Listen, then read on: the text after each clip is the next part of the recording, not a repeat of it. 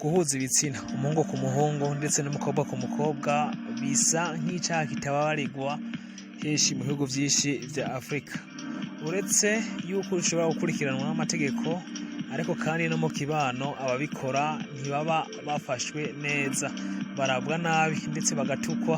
Hari naho mbese usanga babitwa ngo abapedi, na cyane cyane ku bahungu ibyo kenshi bakunze kwita sodomisme, ariko kandi ndetse no ku bakobwa abo benshi bakunze kwita lesbianisme. Uyu munsi tugiye kugaruka ku ngingo leta ya Uganda iheruka gufatira abantu bahuza ibitsina babisangiye. Ariko reka banze ndagusaba ugire subscribe kuri channel ya YouTube yacu ya Ivyacu TV kugira ngo uzoronka amakuru atandukanye. Imbere yuko rero twinjira ku idonido ry'iyo ngingo y'abatinganyi, reka turabe ko ubutinganyi bufatwa muri Afrika. Duhereye i Buraya, ibihugu bigize ubumwe bwa Buraya uko ari 27 bwemeye itegeko ry'uko ubutinganyi ari uburenganzira bwa muntu. Ni naco gituma muri leta z'ibihugu zigize uwo muryango itegeko ry'ubutinganyi ryemejwe, ndetse na Ukraine iriko irasaba kwinjira yabanje gusabwa yuko yemeza rino tegeko kugira ngo ije mu bumwe bwa Buraya canke se Union Européenne. Iryo tegeko rero riha uburenganzira bwose ababikora. Hano mu Burundi wacu kuva mu 2009 leta yatoye itegeko rihana abakora ibi bintu, aho ubikora ashobora guhanishwa igifungo c'imyaka 2 ndetse igashobora kuba inarenga. Twibutse ko bavuga gay mu gihe ari ubutinganyi canke homosexualité ikorwa ku muhungu ku muhungu, ivyo benshi bakunze kwita sodomisme, mu gihe naho ikozwe ku mukobwa bakunze kuvyitwa lesbianisme, ariko vyose biri mu mugwi witwa homosexualité. Afrika y'Epfo mu 2006 nico gihugu cyonyene ca Afrika cyatanguye kwemeza amasezerano aha uburenganzira umugabo ku mugabo ndetse n'umugore ku mugore ko bashobora kubakana ndetse bakanagira mariage. Hari ibindi bihugu bishika 22 gushika kuri uno munsi bidahana ababikora ndetse biha uburenganzira bwose ababikora, abo benshi bakunze kuvuga yuko abasanzwe bakora ayo mahano afatwa nk'igitutsi kuri bamwe,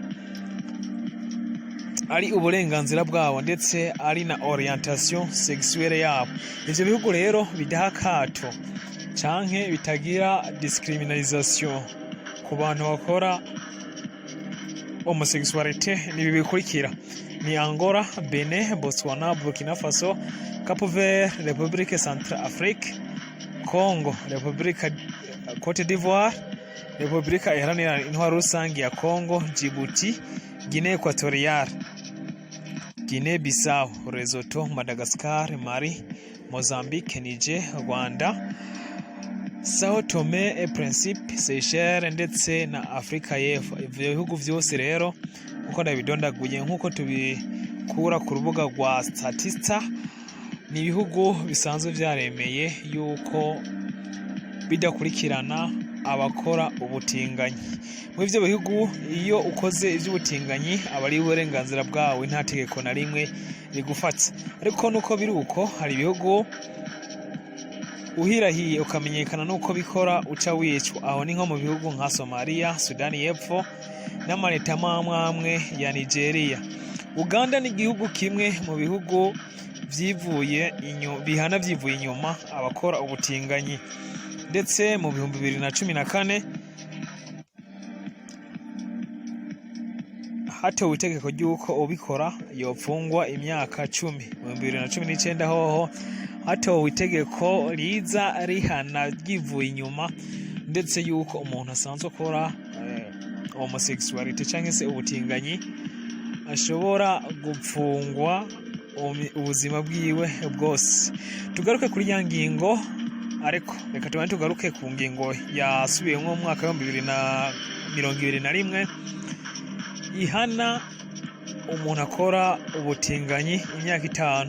Tugarutse rero kuri ya ngingo twatanguriye ko nuko General Francis Takigwa icegera c'umugaba w'ingabo zigwanira hasi canke ku butaka mu gihugu ca Uganda aherutse gushikiriza amajambo atavuzwe ko rumwe, aho yariko arashikiriza abanyagihugu ijambo ubwo yatanga yugurura icese ivuriro rya Mbabala ku itariki 5 z'ukwezi kwa kabiri umwaka wa 2023. Mu ijambo yashikirije yasavye abaforoma kutazosubira kuvura abatinganyi mu mavuriro ya leta. Nkuko tubikesha ikinyamakuru Daily Monitor, Francis Takirwa yavuze ko bibabaje kubona hari abagabo baza kwivuza ibibazo byo gucika amafire munsi bakitumako kandi ari byo bahisemo. Ati nimugakoresha amavuriro yacu muvura abaryamana bahuje ibitsina, umuntu araza na za pampers ziva ngo arashaka kuvugwa kubera yafashe ingingo atabwenga asizemo. Ibi biramaramaje. Oya.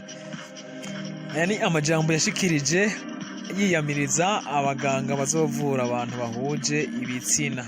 Yongeye kandi asaba ko ubutinganyi bugwanywa bwivuye inyuma. Ati umuntu araza agatangura gukora ibintu biteye isoni bitari ivy'umuco wacu wa Afrika mu gahora. Ati ibi bintu n'imbwa tusanzwe tugaburira hasi ntizibikora, utemuye bwo mufise ubwenge mu bikora, bitoye isoni. Nukuri Imana irakwiye kuza ikaturandura. Uganda ni igihugu gihana civuye inyuma abakora ubutinganyi, ariko turavye mu ngereranyo nk'uko ikinyamakuru Reuters kivyandika, abantu bashika ibihumbi 5 nibo bavugwa yuko bakora ubutinganyi muri leta ya Uganda, nubwo baba batazwi neza kuko bitemewe n'amategeko, ndetse n'ubuvugiye gufatwa hanwa bimwe vy'akarorero. Izi ni ingingo zifatwa z'uko umutinganyi canke se umuntu akora homosexualite atazovurwa mu mavuriro ya leta nk'uko vyasabwe na Francis Takirwa. Tuhagarutse ko uyu munsi kuri video yacu. Iyi ni ingingo isa n'izogabanya cyane abakora ubutinganyi muri kino gihugu ca Uganda, nubwo bari basanzwe ari benshi kandi kubikora bahora babikora, ariko ngira vyitezwe kugabanywa. Kandi bashimire ko twabanye neza, umushoboye gutabura vyinshi. Mugire subscribe, share, like na comment kuri Ivyacu TV. Amakuru agiye kuzoza araza ari menshi. Ndabashimire, mugire aho muba mwubahwe, mukomere. Peace. Share, like, comment, mutubwire aho bitagenda neza.